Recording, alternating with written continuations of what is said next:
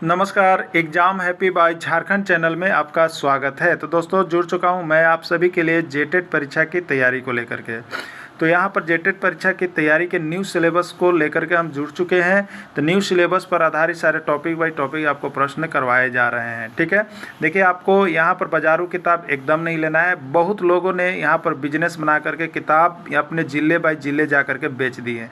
वो किताब की कोई ज़रूरत नहीं थी आपको लेने की, लेकिन 1400, 1500, 2-2 हज़ार का यहाँ पर बेचा गया है। तो आप सभी उसके पीछे कभी भी दीवाना नहीं हुए।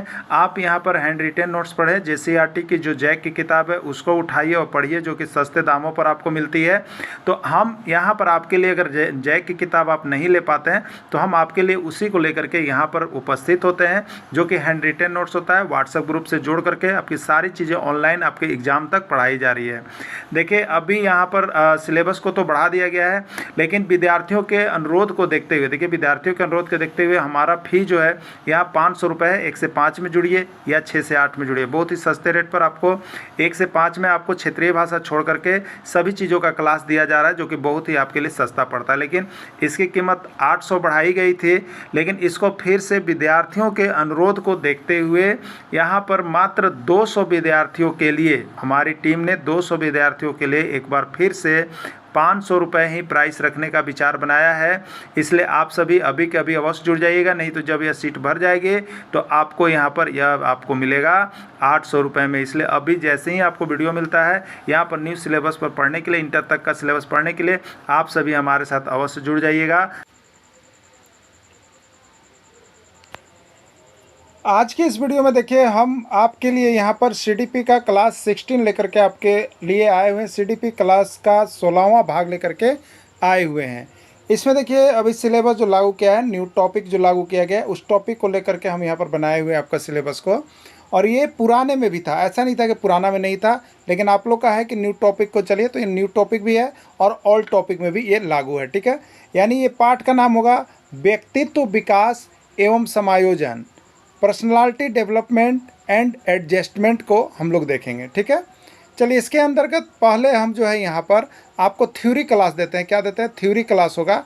और उसके बाद आपका इसी में जो है नीचे ऑब्जेक्टिव क्वेश्चन भी है। ठीक है, ऑब्जेक्टिव क्वेश्चन भी नीचे दिया हुआ है जो आपके एग्जाम में पूछे गए हैं इससे रिलेटेड। ठीक है, तो आप वीडियो के अंत तक जुड़े हुए रहिएगा, बने हुए रहिएगा और सब देखते रहिएगा अंतिम तक। और इसके पहले कि यदि 15 क्लास को आपने नहीं देखा है तो आपको मैं एक सूचना दे देता हूँ कि ये जो 15 क्लास CDP का है ना, इसके पहले वहाँ से तो आपको हम 100% बता देते हैं कि 10 प्रश्न तो आपका पक्का रहेगा एग्जाम में। 10 प्रश्न पक्का रहेगा, क्योंकि सारे इंपॉर्टेंट क्वेश्चन का वो टॉपिक बनाया गया है और वहाँ से प्रश्न आएंगे ही आएंगे। तो आप सभी उसको भी लेकर के देख लीजिएगा। ठीक है, तो सभी को जुड़िए, सब कोई पढ़िए। विभिन्न राज्यों के शिक्षक पात्रता परीक्षा को भी हमने इसमें बता दिया है कि किस राज्य में कौन सा प्रश्न आए हुए हैं। तो आप जुड़ करके तैयारी करना शुरू कर दीजिए। बहुत ही सस्ते रेट पर आपको दिया जा रहा है, सिर्फ और सिर्फ 500 रुपये में अभी जुड़ करके आप तैयारी कर सकते हैं। ठीक है, चलिए देखिए यहाँ पर क्या है। देखिए व्यक्तित्व क्या है, सबसे पहले जान जाइए कि पर्सनालिटी क्या होता है। व्यक्तित्व एक व्यक्ति के समस्त मानसिक एवं शारीरिक गुणों का एक संगठन है।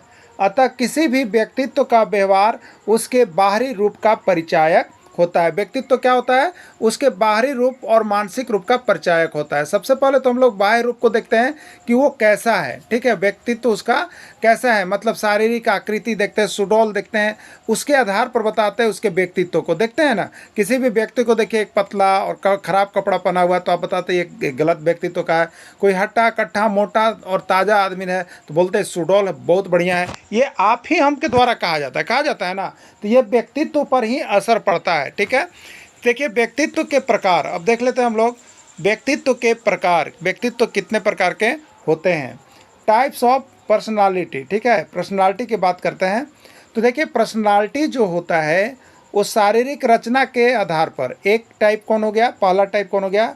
शारीरिक रचना के आधार पर पर्सनालिटी को देखना, यानी शरीर के बाह्य रूप को देख करके बताना। किसी के शरीर के बाह्य रूप को देख करके कोई क्या होता है, उससे जो है यहाँ पर क्या हो जाता है, तो उसको देख करके शरीर के बाह्य रूप को घृणा भी करता है। किसी किसी के शरीर को देख करके लोग घृणा करते हैं, किसी के शरीर को देख करके लोग आकर्षित भी होते हैं। ठीक है, किसी के शरीर को देख करके उसका प्रशंसा भी करते हैं। तो ये किसका? व्यक्तित्व का प्रकार में ही आता है। तो शरीर रचना, यानी जो शरीर है जो बॉडी है कंस्ट्रक्शन, उसके आधार पर यहाँ पर पर्सनालिटी का प्रकार हम देखेंगे। ठीक है, देखिए पहला क्या है, पहला है लंबा काय।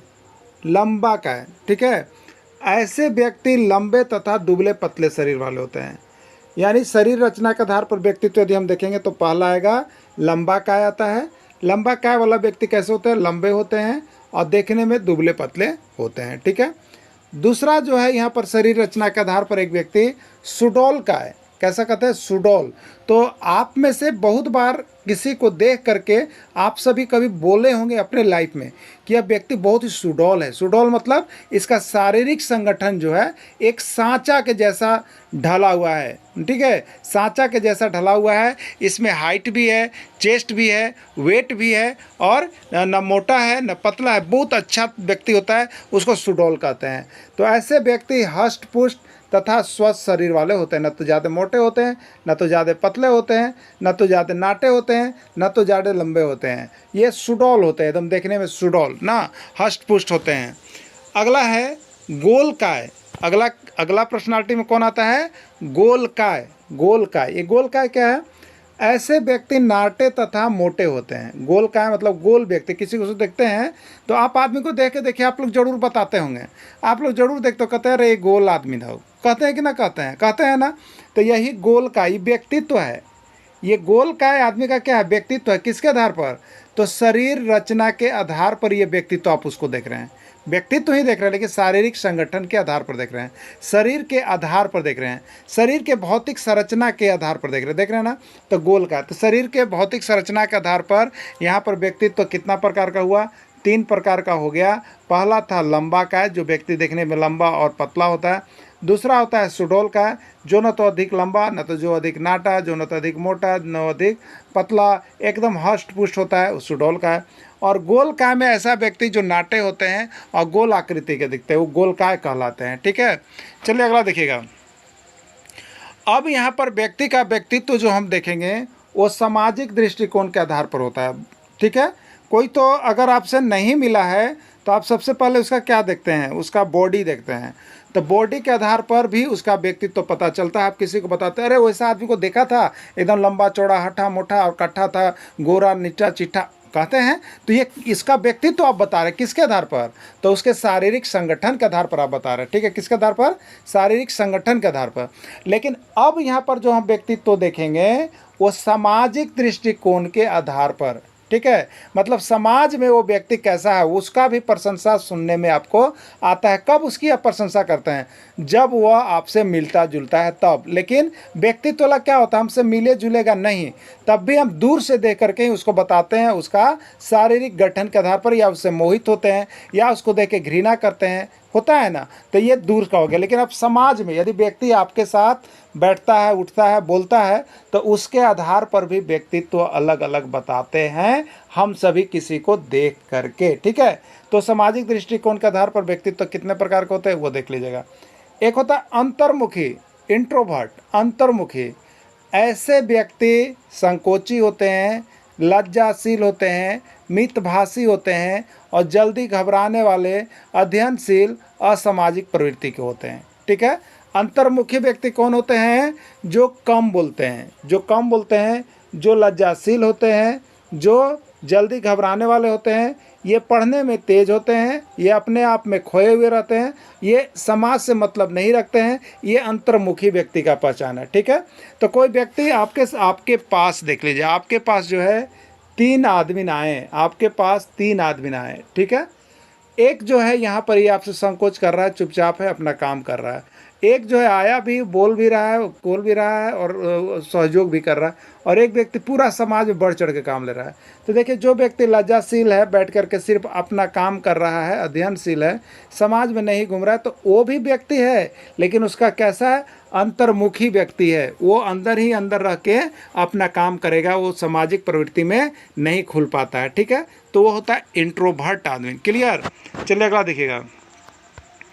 बहिर्मुखी व्यक्ति क्या है, बहिर्मुखी व्यक्ति एक्सट्रोवर्ट, बहिर्मुखी व्यक्ति जिसको हम लोग कहते हैं एक्सट्रोवर्ट। ठीक है, ऐसे व्यक्ति व्यवहार कुशल, चिंता मुक्त, सामाजिक, आशावादी, साहसी आक्रामक तथा लोकप्रिय प्रकृति होते हैं। बहिर्मुखी व्यक्ति यानी बोलने में क्या होते हैं, बहुत ही तेज होते हैं, ठीक है। व्यवहार कुशल होते हैं, किसी भी जाएंगे किसी से भी उनको बतियाने का बहुत अच्छा उनको शैली होती है। और वे साहसी होते हैं, जो बोलने वाले होते हैं वो साहसी भी होते हैं और वो लड़ने वाले भी होते हैं, आक्रामक भी होते हैं, ठीक है। और वो लोगों में प्रचलित भी होते हैं, जो लड़ेगा जो बोलेगा करेगा उसको सब लोग जानेगा, इसलिए वो लोकप्रिय प्रवृत्ति के भी होते हैं, ठीक है। लोकप्रिय प्रवृत्ति के भी होते हैं ये बहिर्मुखी व्यक्ति। जैसे आपके यहाँ पर ज़्यादा जो गुण देखने को मिलेंगे वो नेता, ये सब बहिर्मुखी व्यक्ति होते हैं, ठीक है। अगला देखिएगा उभयमुखी। उभयमुखी एम्बिवर्ट, ऐसे व्यक्ति में कुछ गुण अंतर्मुखी का होता है तथा कुछ गुण बहिर्मुखी का भी होता है, उसको हम लोग उभयमुखी कहते हैं। यानी एक ऐसा भी व्यक्ति होता है जिसमें दोनों गुण होता है, वो अंतर्मुखी भी होता है और बाह्यमुखी भी होता है। यानी वो पढ़ने में भी तेज होता है और बोलने में भी तेज होता है, लड़ने में भी तेज होता है और सुलझाने में भी तेज होता है। तो ऐसे व्यक्ति को हम लोग उभयमुखी कहते हैं, ठीक है। ये आपने अभी व्यक्तित्व का प्रकार देखा, किसके आधार पर देखा, तो ये यहाँ पर आपको नैतिक गुण के आधार पर आप देखे हैं, सामाजिक गुण के आधार पर देखे हैं, ठीक है। चलिए अब देखिएगा, ये भी व्यक्ति का व्यक्तित्व है। व्यवहार दृष्टि के आधार पर व्यक्तित्व के अब कितने प्रकार के होते हैं, ठीक है। व्यवहार दृष्टि के आधार पर अब हम व्यक्तित्व को यहाँ पर देखेंगे, ठीक है। तो पहला व्यक्ति, आपके पास यदि दो व्यक्ति आए, आपने एक को कहा कि ये काम को कर देना है, तो एक आदमी बोलेगा एकदम हो जाएगा, दूसरा आदमी बोलेगा नहीं इस काम को करने में कठिनाई है। देखिए दोनों व्यक्ति आपके पास आए, उसकी पहचान कीजिए। तो एक है कि आशा रखता है कि हो जाएगा, तो यह आशावादी व्यक्ति है। लेकिन एक है कि सीधे कह दिया कि नहीं होगा, वो निराशावादी नेगेटिव आदमी, ठीक है। तो ये भी आप कहिए कह रहे वो आदमी जो है ना आशावादी है, कोई काम को कर लेता है। दूसरा का व्यक्तित्व तो जब बताइए तो कहेगा वो निराश आदमी है, वो जो आदमी आया था ना निराश आदमी ने, कोई काम के कहोगे ना तो खाली नहीं कहता है, होबे ना करेगा। तो ये आशावादी और निराशावादी दो प्रकार के होते हैं व्यवहार के आधार पर, ठीक है। तो व्यवहार के आधार पर भी हम लोग व्यक्तित्व की पहचान कर लेते हैं, ठीक है। कोई आपके पास जाएगा, दो आदमी तो आप देख करके ही बता दीजिएगा, कहिएगा कि ना ये तो आशावादी है, ये आशा रखता है, ये काम करता चाहता है कि कुछ आगे हो जाए, ठीक है।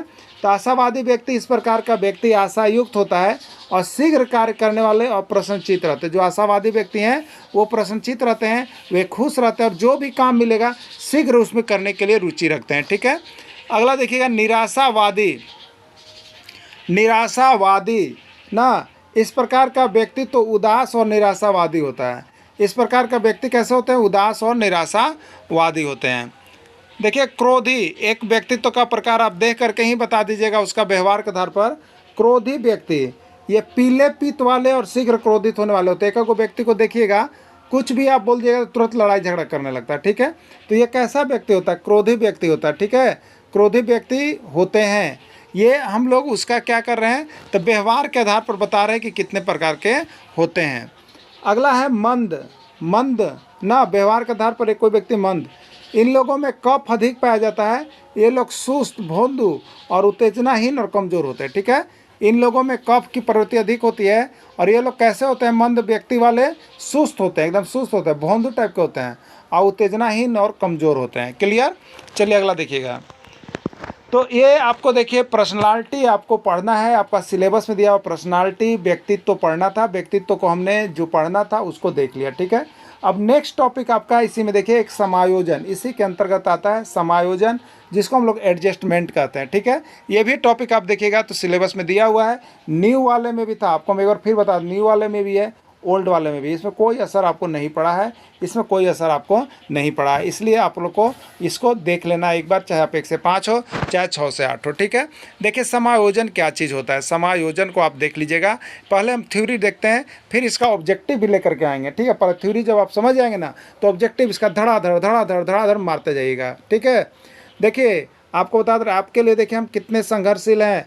आपके लिए हम यहाँ पर देखिए डेली जो सिलेबस आएगा उसी के अनुसार आपको क्या करवाते हैं, तैयारी करवाते हैं। इसलिए आप लोगों को देखिए अब ये से किताब उताब जो ले लिए हैं वो तो नुकसान में चले ही गए, वो तो पूरी नुकसान में गए हैं, ठीक है। क्योंकि बिना सिलेबस का ही किताब लोगों ने बेचा और बहुत लोगों ने खरीदा, तो आप चले गए। लेकिन फिर भी आपके पास एक मौका है, एक मौका है अपनी लाइफ को जुगाड़ बनाने का। इसीलिए हमने यहाँ पर सिर्फ आपको कम कीमत पर 500 रुपये में आपको सारा नोट्स, PDF और उसके साथ साथ क्लास और उसका वीडियो, तीनों चीज़ आपको दे रहे हैं सिर्फ और सिर्फ अभी क्षेत्रीय भाषा को छोड़ करके। अगर समय बढ़ेगा तो क्षेत्रीय भाषा भी करवाते हैं, ठीक है। तो आप सभी पैसे का मुँह नहीं देखें, अगर कहीं से भी ले लिए तो आप यहाँ से भी लेकर के जुड़ करके पूरा JCERT पूरा सिलेबस को कवर अप कर लीजिएगा। अभी कभी मोबाइल देखने के बाद जरूर जुड़ जाइएगा, आपको पीछे का सारा पढ़ा हुआ बनाया हुआ सारा नोट्स, वीडियो और क्लास दे दिया जाएगा और अभी एक ग्रुप में जोड़ दिया जाएगा जहाँ आप डेली तैयारी कर सकते हैं, बात भी कर सकते हैं, ठीक है।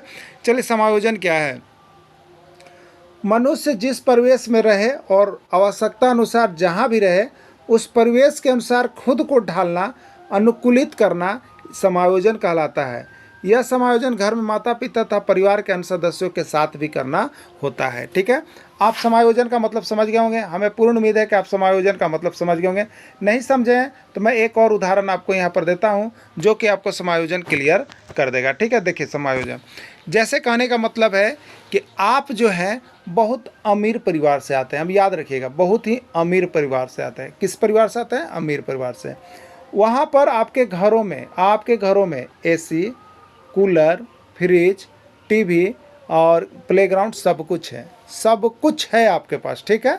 लेकिन अब जो है आप 2 महीना के लिए अपने पैतृक जगह गए हैं जहाँ मिट्टी का घर है, वहाँ शौचालय की भी ढंग से सुविधा नहीं है, वहाँ पानी भी ढंग से नहीं है, वहाँ AC नहीं है, वहाँ कूलर नहीं है, ठीक है, वहाँ प्लेग्राउंड भी नहीं है। देखिए, जो अच्छे व्यक्ति होंगे वो यहाँ जैसे ही आएगा उस परिवेश से, पक्का का मकान था, AC था, कूलर था, TV था, प्लेग्राउंड था, वो सीधे कहेंगे हम ऐसे घर में नहीं रहेंगे, ये नहीं है, वो नहीं है, मार अति करेंगे। तो वो व्यक्ति जो है समायोजित व्यक्ति नहीं है। जो समायोजित व्यक्ति होते हैं वो वहाँ के परिवेश के अनुसार अपने आप को ढाल लेते हैं। चलो भाई, कोई बात नहीं, वे एकदम खुश मिजाज होते हैं। वो क्या करते हैं, अरे सब कुछ है, इसी में सब कुछ है और उसी में अच्छाई ढूंढने लगेंगे और वो अच्छे तरह से वहाँ पर रह लेंगे। लेकिन एक दूसरा व्यक्ति वहाँ से 2 दिन में भाग जाएगा। तो समायोजित व्यक्ति का यही तो गुण होता है कि वह कहीं भी जाए उसी परिवेश के अनुसार ढल जाना, उसी परिवेश के अनुसार रहने लगना, उसी परिवेश में मिल जाना, ये समायोजित व्यक्ति का गुण है। अगर आप मान लीजिए कि बहुत शहर में रहते, शहर के बच्चों के साथ आपने देहात में आया, अब देहात के बच्चों को आप छी ना नुकुर कीजिएगा, उसके साथ नहीं बोलेगा, नहीं बताएगा, तो ये आप अच्छे व्यक्तित्व का पहचान नहीं है। समायोजित बच्चा क्या करेगा, उसी बच्चा के साथ घुल मिल जाएगा, रहेगा, खेलेगा, कूदेगा और सब कुछ करेगा और बच्चा में उसका नाम भी होगा। तो ये समायोजन होता है कि हम जिस आधार पर चले जाएं, अगर हम बहुत अच्छे जगह पर थे और बहुत ख़राब जगह पर चले गए तो वहाँ पर ही अपने आप को अनुकूलित कर लेना, अपने आप को ढाल लेना, यही समायोजन होता है, ठीक है। अच्छा, अर्थात देखिए यहाँ पर लिखा हुआ है, अर्थात समायोजन एक अनवरत प्रक्रिया है जिसके द्वारा व्यक्ति स्वयं तथा अपने वातावरण के बीच अधिकाधिक सामंजस्य स्थापित करने की दृष्टि से अपने व्यवहार को परिवर्तित करता है, ठीक है। समायोजन कैसा है? एक अनवरत प्रक्रिया है जिसके द्वारा व्यक्ति स्वयं तथा अपने वातावरण के बीच अधिक सामंजस्य स्थापित करने की दृष्टि से अपने व्यवहार को बदल लेता है। जहाँ पर जाइए वहीं सेट हो जाइए। ये एक अच्छे व्यक्ति की पहचान है, यह एक समायोजित व्यक्ति की पहचान है। क्लियर? चलिए अब देखिएगा, एक वंशानुक्रम भी आपको पढ़ना है आपके सिलेबस में, वंशानुक्रम। तो यहाँ पर वही चीज़ है, व्यक्तित्व के विकास में वंशानुक्रम भी प्रभाव डालता है। व्यक्तित्व सभी व्यक्तियों का क्या होता है बताइए, आप लोग बताइए, व्यक्तित्व सभी व्यक्तियों का कैसा होता है? तो हर एक व्यक्ति का अलग अलग होता है, किसी में भी एक जैसा पर्सनालिटी नहीं होता है, अलग अलग होता है, ठीक है। इसमें किसका प्रभाव था?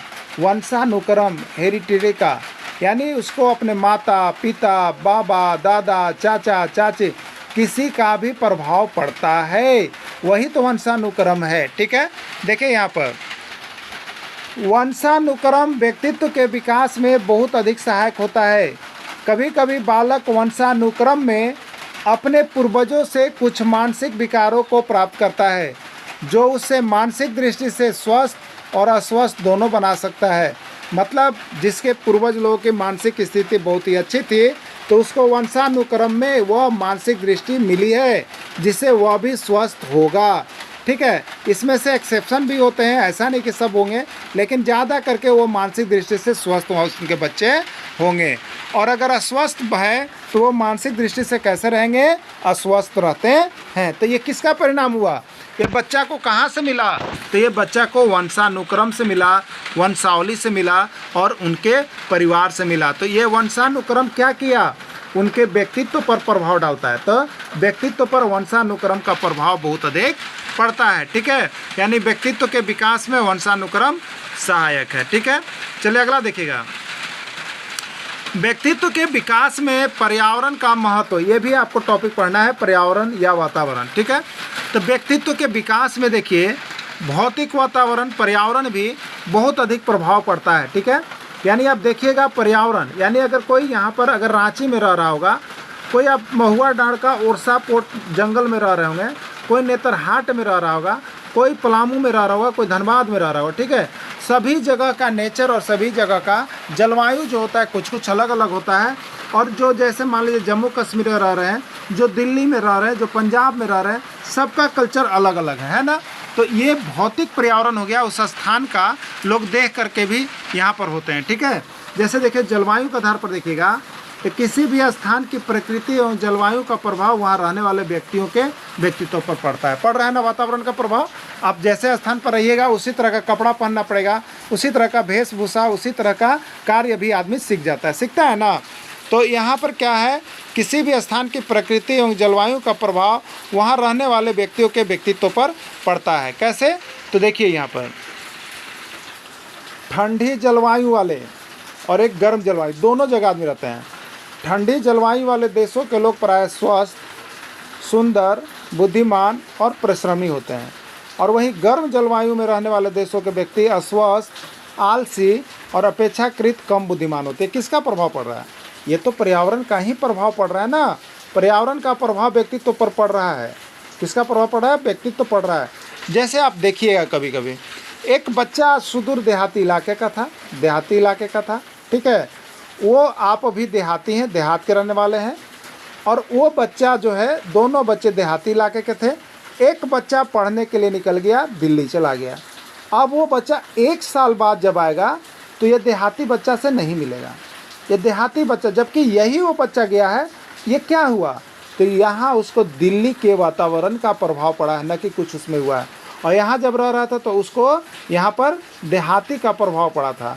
तो ये प्रभाव हुआ किसका, पर्यावरण का, वातावरण का, यही तो प्रभाव है, ठीक है। चलिए अगला देखिएगा। अब आगे आपका यहाँ पर हो जाएगा आर्थिक पर्यावरण। क्या है आपका, आर्थिक पर्यावरण। आर्थिक का क्या प्रभाव पड़ता, आर्थिक का क्या प्रभाव पड़ता है, ठीक है। माता पिता की आर्थिक स्थिति का प्रभाव व्यक्तित्व पर भी पड़ता है। मान लीजिए कि 2 तरह के यहाँ पर बच्चे हैं, एक के माता पिता कैसे हैं, अमीर हैं, ठीक है, और दूसरे के माता पिता कैसे हैं, गरीब है। तो ये बच्चा जो है अमीर वाला और गरीब वाला, दोनों का यहाँ पर व्यक्तित्व पर प्रभाव पड़ेगा, व्यक्तित्व पर प्रभाव पड़ेगा। वो कैसा होगा, तो देखिए यहाँ पर माता पिता की आर्थिक स्थिति का प्रभाव व्यक्तित्व पर पड़ता है। संपन्न लोगों का मानसिक विकास अधिक होता है, जैसे बहुत से बालक धनाभाव के कारण शिक्षा ग्रहण नहीं कर पाते हैं, जबकि संपन्न लोग अच्छी और महंगी शिक्षा ग्रहण करके अपने व्यक्तित्व में 4 चांद लगा लेते हैं। जबकि गरीब व्यक्ति धनाभाव एवं परिस्थिति के कारण चोरी एवं झूठ बोलना आदि काम करने लगता है। तो ये आर्थिक स्थिति का भी प्रभाव जो है व्यक्तित्व पर पड़ता है। आप इससे सहमत हैं कि नहीं, आप इससे सहमत हैं कि नहीं। आप सभी अगर सहमत हैं कि व्यक्तित्व को यह प्रभावित करता है तो आप यस कमेंट कीजिएगा, ठीक है, यस कमेंट कीजिए आप लोग। अगला है सामाजिक पर्यावरण। अगला है सामाजिक पर्यावरण यानी वातावरण का प्रभाव। व्यक्ति एक सामाजिक प्राणी है। व्यक्ति कैसा प्राणी है, सामाजिक प्राणी है। जन्म से लेकर मृत्यु तक व्यक्ति जिस समाज में रहता है उस समाज के व्यक्तियों और परिस्थितियों का प्रभाव उस व्यक्ति पर अवश्य पड़ता है। यह परिस्थिति भी व्यक्तित्व के विकास में हानि या लाभ पहुंचाता है, ठीक है। चलिए अब हम लोग देखते हैं वस्तुनिष्ठ प्रश्न को। यहाँ पर देख लेते हैं। वस्तुनिष्ठ प्रश्न है, आत्म केंद्रित व्यक्ति का व्यक्तित्व कैसा होता है। आपको बताना है कि जो व्यक्ति आत्म केंद्रित होता है, अपने आप में केंद्रित होता है, उस व्यक्ति का व्यक्तित्व कैसा होता है। अंतर्मुखी होता है, बहिर्मुखी होता है, उभयमुखी होता है या कोई नहीं, ठीक है। तो आत्म केंद्रित व्यक्ति का जो व्यक्तित्व होता है वह अंतर्मुखी विचार का होता है, वह अपने आप में खोया हुआ रहता है, अपने आप में ही मग्न रहता है। यह आपका जो है अंतर्मुखी व्यक्ति है। व्यक्ति को निर्धारित करने वाले कारक कौन कौन है? व्यक्तित्व को निर्धारित करने वाले कारक कौन है आपको बताना है, ठीक है। तो देखिए व्यक्तित्व को जो प्रभावित करता है वो कारक कौन सा है, आप देखिएगा यहाँ पर जैविक या आनुवांशिक कारक, जैविक या आनुवांशिक कारक, पर्यावरण संबंधित कारक, ए और बी दोनों, या कोई नहीं, ठीक है। तो व्यक्तित्व को निर्धारित करने वाला कारक कौन होता है? जैविक या आनुवांशिक भी होता है, पर्यावरण भी होता है जो व्यक्तित्व को प्रभावित करता है। अभी आप लोगों ने देखा, यानी ए और बी दोनों इसका राइट आंसर होगा और ये सी इसका आंसर होगा। ये प्रश्न आपको बता देते हैं, यूपी टेट में भी पूछा है, एमपी टेट में भी पूछा है और सीजी टेट में भी पूछा है, ठीक है। तो वंशानुक्रम और पर्यावरण को जरूर देख लेना है आपको, सही बात है। चलिए अगला देखिएगा। व्यक्तित्व संबंधी गुण प्राप्त होते हैं, व्यक्तित्व संबंधित गुण प्राप्त होते हैं शरीर एवं अंतस्रावी ग्रंथि से, तंत्रिका तंत्र से, बुद्धि से या उपयुक्त सभी से, ठीक है। तो व्यक्तित्व गुण किससे प्राप्त होता है? अंतस्रावी ग्रंथि से भी होता है, तंत्रिका तंत्र से भी होता है, बुद्धि से भी होता है। इसका राइट आंसर हो जाएगा उपयुक्त सभी, ठीक है, उपयुक्त सभी। पर्सोना का अर्थ क्या है? पर्सोना का अर्थ क्या है आपको बताना है, ठीक है। प्रश्न ये यूपी टेट में, एमपी टेट में और सीजी टेट तीनों में आया हुआ है। पर्सोना का अर्थ क्या है, ठीक है। देखिए एक चीज़ आप लोग ध्यान दीजिएगा, आपके लिए जो हम प्रश्न यहाँ पर लेकर के आते हैं ना, वो समझिए कि बहुत मेहनत करने के बाद आते हैं। कोई इतना आपको जो है हर स्टेट का प्रश्न को देख करके कोई नहीं निकाल रहा है। इसलिए आप यहाँ से देखिए, अगर अच्छे मार्क्स लाना चाहते हैं तो आपको वीडियो मिलता है ना, उस पर कॉल ज़रूर कर लीजिएगा। इसीलिए आपको हमने लक्ष्य रखा है कि आप सभी विद्यार्थियों तक कम से कम कीमत पर सभी को टेट पास कराना है। इसलिए आप सभी अगर जेटेट में 100% परचम लहराना चाह रहे हैं तो जैसे ही आपको वीडियो सजेस्ट करता है, आप यहां से सारा नोट्स, पीडीएफ और क्लास ज्वाइन करके देखना कभी नहीं भूलिए, क्योंकि आपको हम सारा चीज़ इसमें ऐसा करवा देंगे कि टेट निकलना एकदम फिक्स हो जाएगा, ठीक है। तो आप अभी कभी जुड़े, और सिर्फ और सब कितने, एक क्लास के लिए 500 रुपये है, यानी 1 to 5 के लिए भी 500, 6 to 8 के लिए भी 500, और दोनों की कीमत होती है 1000, लेकिन आपको लेते हैं हम 900, ठीक है। इसलिए अभी के अभी जुड़िएगा, ठीक है। देखिए पर्सोना का अर्थ क्या है? पर्सोना का अर्थ क्या होता है? नाटक, नाच गान, मुखौटा या मुंह। तो पर्सोना जो होता है मुखौटा को कहा जाता है। किसको कहा जाता है? मुखौटा को कहा जाता है। व्यक्तित्व को प्रभावित करने वाले तत्व हैं। व्यक्तित्व को कौन प्रभावित करता है?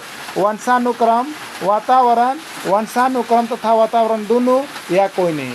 यही प्रश्न देखिए बार बार घूम करके आपका आ रहा है। ये बार बार घूम करके आपको सभी राज्यों में पूछा जा रहा है। हो सके तो अभी जेटेट में झारखंड में भी पूछ देगा, ठीक है। इसलिए आप लोग ज़रूर देख लीजिएगा। अगला प्रश्न है, अंतर्मुखी व्यक्तित्व वाले व्यक्ति रुचि रखते हैं। अंतर्मुखी व्यक्तित्व वाले व्यक्ति किस चीज़ में रुचि रखते हैं? सामाजिक कार्य में, भौतिक कार्य में, अन्य व्यक्तियों में, स्वयं अपने में, ठीक है, स्वयं अपने में। अंतर्मुखी व्यक्ति वाले व्यक्ति किस चीज़ में रुचि रखते हैं बताइए? तो वह अंतर्मुखी व्यक्ति जो होता है वह सिर्फ अपने आप में आत्म केंद्रित होता है, अपने आप में खोया हुआ रहता है। वह पढ़ने में कामयाब होता है, पढ़ने में तेज होता है, वह विद्वान बन सकता है, वह इंजीनियर बन सकता है, वह डॉक्टर बन सकता है, लेकिन वह जो है समाज में नहीं आ सकता है। अगला है, निम्न में से वह जो व्यक्तित्व को प्रभावित नहीं करता है। बताइए इसमें से कौन सा कारक ऐसा है जो व्यक्तित्व को प्रभावित नहीं करता है, ठीक है। कौन सा कारक ऐसा है जो व्यक्तित्व को प्रभावित नहीं करता है? ये भी प्रश्न आपका बिहार टेट और असम टेट जा करके यहाँ पर जो है आपका उत्तराखंड टेट में पूछा है, ठीक है। वह कौन सा है जो व्यक्तित्व को प्रभावित नहीं करता है? वंशानुक्रम। आपको पता है ना, वंशानुक्रम जो है व्यक्तित्व को प्रभावित करता है। आपसे यहाँ पूछ रहा है कौन नहीं करता, तो ये प्रभावित करता है। वातावरण भी प्रभावित करता है व्यक्तित्व को, और व्यायाम करने वाला भी आदमी प्रभावित करता है व्यक्तित्व को, लेकिन देखना जो है इससे कोई संबंध नहीं है। देखना का इससे कोई संबंध नहीं है, इसलिए इसका राइट आंसर सी हो जाएगा। अगला है, अत्यधिक वाचाल, प्रश्नचित करने वाले तथा सामाजिक प्रवृत्ति के धनी वाले व्यक्ति का व्यक्तित्व कैसा होता है? वैसा व्यक्ति जो अधिक बोलता है, ऐसा व्यक्ति जो प्रश्नचित खुश करता है, ऐसा व्यक्ति जो सामाजिक प्रति के धनी होता है, उसका कौन सा व्यक्तित्व होता है? अंतर्मुखी, बहिर्मुखी, संतुलित या सभी? वह व्यक्ति बहिर्मुखी होता है, बाह्यमुखी होता है, जो सभी के साथ व्यवहार अच्छा बनाता है और समाज में भी चलता है। ठीक है। अगला प्रश्न है, कौन सा जन्मजात प्रेरक नहीं है? याद रखिएगा, प्रश्न यह पूछ दिया गया 101 बार, जन्मजात प्रेरक नहीं है। आपसे क्या पूछा है? अब बताइए कि जन्मजात प्रेरक कौन होता है? बताइएगा आप लोग सभी को, जन्मजात प्रेरक में कौन आता है? कमेंट कीजिए, जन्मजात प्रेरक में कौन आता है। ठीक है। तो ऐसी क्रिया जो व्यक्ति को जन्म के साथ ही दिया जाता है, जन्म के साथ ही दिया जाता है, उसको जन्मजात प्रेरक कहते हैं। जैसे भूख लगना, नींद लगना, प्यास लगना, पढ़ना और सोना, जागना, ये सब जो है आपको जन्मजात, जन्म से ही मिलता है। लेकिन यहाँ पर एक देखिए है, जैसे प्यास, ये जन्मजात प्रेरक है, नींद जन्मजात प्रेरक है, भूख जन्मजात प्रेरक है। लेकिन एक यहाँ पर ऑप्शन है, देखिए आकांक्षा का स्तर।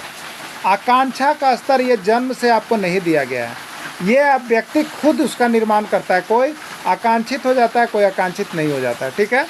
चलिए अगला देखिएगा। अगला है, एक समायोजित व्यक्ति की विशेषता नहीं है। एक समायोजित व्यक्ति की विशेषता नहीं है। उत्तरदायित्व की स्वीकृति, उचित संवेग का प्रदर्शन, व्यक्तिगत उद्देश्य का प्रदर्शन, दूसरे के साथ संबंध बनाने का। ठीक है। एक समायोजित व्यक्तित्व की विशेषता कौन सा नहीं है? एक समायोजित व्यक्ति अपना उत्तरदायित्व को स्वीकार करता है, ये सामाजिक व्यक्तित्व का लक्षण है। उचित संवेगों का प्रदर्शन, मतलब जो उसके संवेग अंदर जो होते हैं, मोह, ममता, क्रोध, त्याग, ये सभी चीज़ों का वो प्रदर्शन कर सकता है। व्यक्तिगत उद्देश्यों का प्रदर्शन, क्या है? व्यक्तिगत उद्देश्यों का प्रदर्शन। देखिए, एक समायोजित व्यक्ति जो होता है वो अपना व्यक्तिगत उद्देश्य को नहीं देखता है, वो वहाँ पर उद्देश्य को गौण करता है और वहाँ जहाँ रहने जाता है वहाँ क्या चीज़ है उसके अनुसार वो अनुकूलित होता है। दूसरों के साथ संबंध बनाने, ये समायोजित व्यक्ति का क्या है? गुण है। यह सभी समायोजित व्यक्ति का गुण है।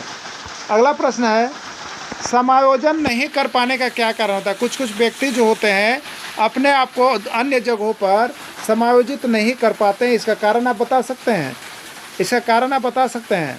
तो वो द्वंद्व वाले व्यक्ति होते हैं, तनाव के कारण होता है, कुंठा के कारण होता है सभी। देखिए, ऐसे व्यक्ति होते हैं जिनको अगर एसी में रहने का है, वो जैसे गर्मी में जाएंगे तो वहाँ वो क्या करने लगेंगे? द्वंद्व करने लगेंगे। वो समायोजन नहीं कर रहे हैं कि यही साधन है, इसी में रहना, ये सोच ही नहीं है उनकी सोच है लड़ झगड़ के कम को वही चिल्लाओ। इसमें क्या होगा? वो सारी फैसिलिटी तो अभी नहीं आ सकती है ना, तुरंत भर में कहीं आ सकती है? नहीं आ सकती है। आपको किसी भी घर में जाना पड़ सकता है, अमीर गरीब। तो ये समायोजित व्यक्ति का लक्षण नहीं है, यानी समायोजित नहीं कर पाने के कारण लड़ाई झगड़ा है। वो आदमी स्ट्रेस, तनाव में रहने लगता है कि हम ऐसे जगह थे, ऐसे जगह आ गए, तो ये भी व्यक्ति समायोजन नहीं करने वाला होता है, व्यक्ति समायोजित नहीं कर पाएगा। ठीक है। दूसरा, कुंठा, आदमी कुंठा से ग्रसित हो जाता है, मतलब ऐसा अंदर उसका कुंठित होने लगता है कि उसको लगता है कि यह जगह हमारे लिए नहीं है। तो ये कुंठा, तो ये सब समायोजन नहीं कर पाने का कारण है। अगर जिस व्यक्ति में द्वंद्व नहीं रहेगा, वो जहाँ जाएगा कहेगा नहीं यही मेरे लिए स्वर्ग है, वो व्यक्ति समायोजित हो गया। दूसरा व्यक्ति क्या, तनाव में नहीं रहेगा, वो कहेगा तनाव में रहने से क्या फ़ायदा, यही हमको यही घर है, वो तुरंत संतुलित हो गया, तो वो भी व्यक्ति समायोजित है। कुंठा वाला व्यक्ति तो समायोजित नहीं कर पाएगा, लेकिन जो सोचा है कुंठा करने से क्या होगा, हमारे पास इतना ही साधन। तो ये सभी जो कारण है वो समायोजित नहीं कर पाने का कारण इसमें दिख रहा है। ठीक है। तो हमने एक टॉपिक यहाँ पर समाप्त कर दिया है। देखिए, अब आपको बता देते हैं, CDP का यहाँ पर जो है बहुत अधिक टॉपिक आपका हमने समाप्त कर दिया, बहुत अधिक टॉपिक समाप्त कर दिया। आप CDP के लिए हमसे यहाँ से सारे नोट्स PDF वीडियो लेकर के तैयारी कर सकते हैं, यानी CDP आपका कंप्लीट है। हिंदी आपका यहाँ पर कंप्लीट हो गया है, SST भी लगभग समाप्ति की ओर है। तो अब हम चलेंगे प्रैक्टिस सेट की ओर, जो कि आपको यहाँ पर देखेंगे। अब सिलेबस की इंतज़ार है सिर्फ, इसलिए गणित भर छोड़ा गया है, आपको वो भी बहुत जल्द हम करवा देंगे जैसा आएगा। ठीक है। आप सभी वीडियो के अंत तक जुड़े रहें, इसके लिए आप सभी को बहुत बहुत धन्यवाद।